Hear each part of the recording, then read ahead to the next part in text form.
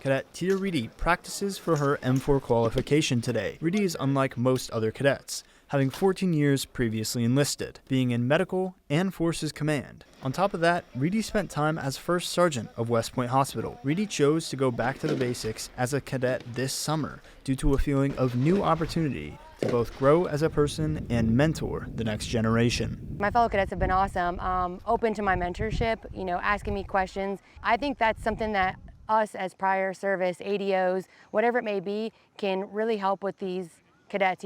All my experience and my background, I'm just flooding them with information, and they want to know. I don't ever force them, but they want to know about, what's it like in the real Army, what things should they look out for, what things do I wish I would have seen in my past officers that I can feed into them. And I think it's awesome, and I think that we have an amazing opportunity to mentor and develop them in a completely different way from what CST is doing. We're doing a lot of good training and a lot of good assessments here, but me in the middle of them, leading by example, feeding them information, assisting them along the way is an amazing opportunity that I hope all prior service take advantage of. Amidst her leadership, Reedy emphasizes the importance of intentional practice for cadets, allowing them to kick into action. The more you do something, the less you have to think. In the Army, when stuff goes down, you can't think, oh wait, what was that drill I gotta do? Oh, okay, I gotta do this and this. No, it's gotta be boom, boom, boom. So those practice, those repetitions, that muscle memory is absolutely vital for all skills.